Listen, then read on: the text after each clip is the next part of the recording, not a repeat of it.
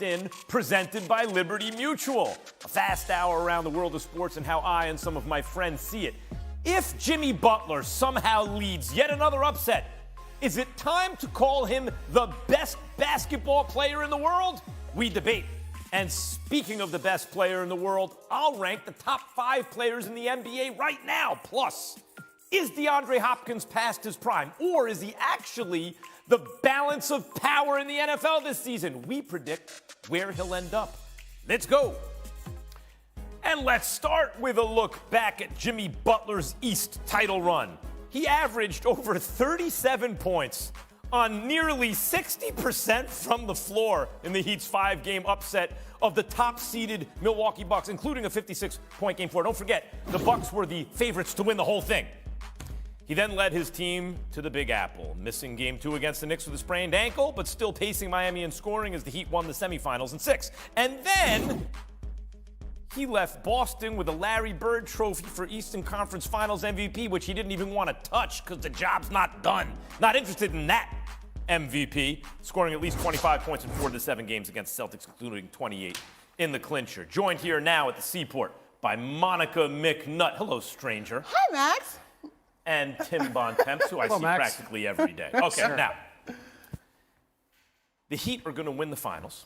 I said it. I'm going to go ahead and say it. And Jimmy Butler is going to be known as the best player in the world when it's done. And I will tell you why.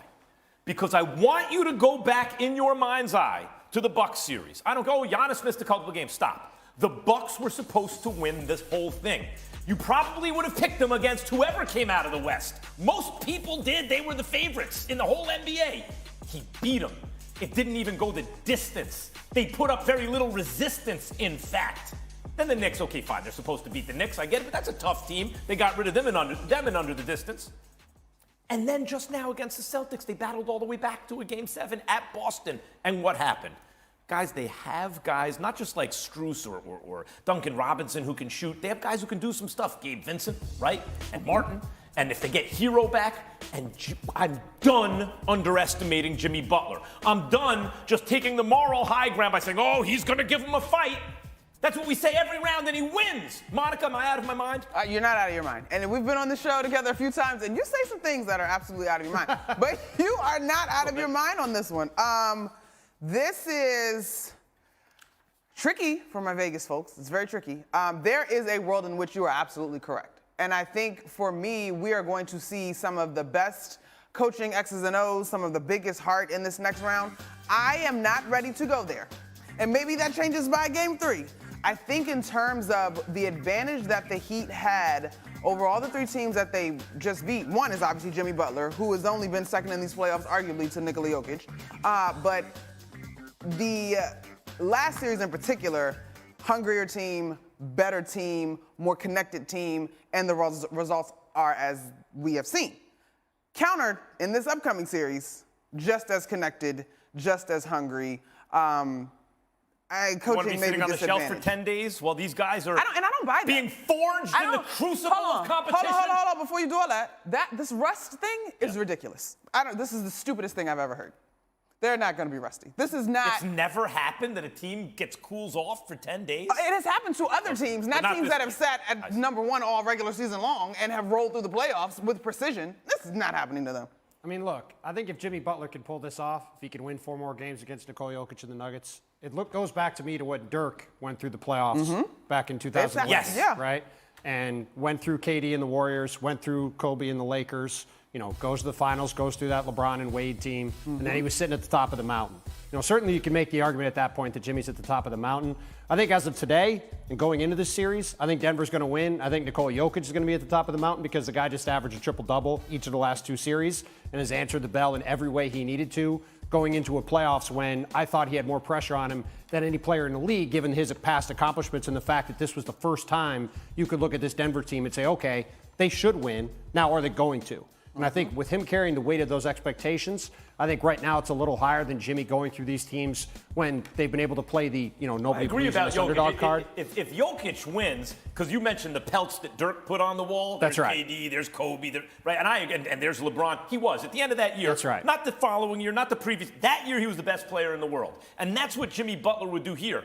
If he wins 4 more Jokic games, has pelts on the wall Yes. right now, no question. if Jimmy wins 4 more Jimmy games, doesn't? he's got that argument. Sorry, go ahead. No. If Jimmy wins 4 more games, that's the argument's right there. We're seeing it the same For sure. way. Are we seeing it the same way? Yeah. If he does it, are you willing to say that Jimmy Butler is the best player in the world? Oh, whoa. See? See? Whoa. See? Whoa. I mean, I guess you got to by math There of it is. Jokic being currently that guy that Like we usually talked would say about that. yesterday, at minimum, Jimmy Butler puts himself in the conversation, which 6 weeks ago, nobody was saying that.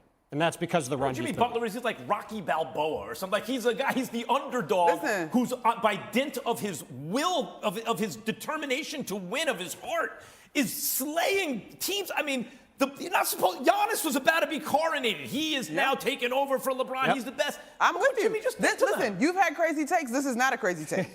This is not. Jokic, of course. Nuggets are 9-1 over the last 5 seasons against the Heat. Jokic has averaged 21.3 points, 11 boards, and 7.6 assists with 4 triple-doubles in those 10 games. So a little less than his normal averages, right? They know how to defend him, apparently, back with legs and bon temps. I just want everyone to remember that we're counting the Heat out again. Most people are counting the Heat out again. Just remember that. Because are they more counted out than they were in round 1 against the Bucks, coming off having to play into the playoffs? By the way, being down with 3 minutes to go in the second playing game. In the second playing game, they at home lost to the Bulls. first. They Right. lost the first playing game. Had to play another playing game just to make the playoffs, and then they're facing the Bucks, who were supposed to win the championship this year, and they beat them. Kind of Down double digits in Game 4 in the fourth quarter, And or else game- that's 2-2. And game 5. Just keep that in mind. This feeling right now that the Nuggets are going to win, keep it in mind. How about this Boston series? They're supposed to beat the Knicks, but the Boston series. How much chance did you give them against the Boston? And how much of a chance are you giving them now? Because I'm giving them a very good chance. In fact, I like them. Just look at what Butler did to that East. This man right here. First, his straw poll. Good Tim. Complete Tim Bontemps straw poll, 100%. Let it be known. Tim Bontemps straw poll. First, look at this. Here's Jimmy Butler shaking off everybody. Look at this. Look, I'm not going to touch it. I'm not going to touch the Eastern Not Conference. having it. I don't care about that. Watch this. Here it comes. Nope. Watch. Here it comes. Nope. See that little shake off? He doesn't even want to touch it. Tim Bontemps cast the final ballot out of the 9 that decided the Eastern Conference MVP. It's true. Between Caleb Martin and Jimmy Butler, it was 4-4. You gave it to Jimmy Butler. He won the MVP. He's not interested in that. He's not interested in the Eastern Conference. When I see that from the leader of the team, I think they can win. I think they can win, guys. Am I crazy? I mean, you're not crazy. I mean, you go like you said, you go back to the beginning of the playoffs and thought they were going to lose to the Bucks. A lot of people thought they could lose to the Knicks, so that was certainly a toss-up series. And I certainly thought they were going to lose to the Celtics, as did just about everybody else.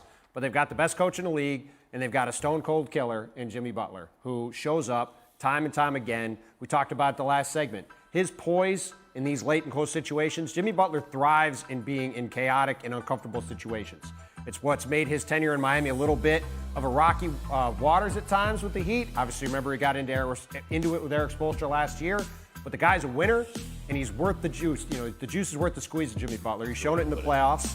And, look, Nikola Jokic has been unbelievable. He has destroyed Bam Adebayo in these matchups in the past. Denver is a deep, versatile team. They have home court advantage. Miami going there into the altitude 2 days after this 7-game series is a brutal turnaround for them.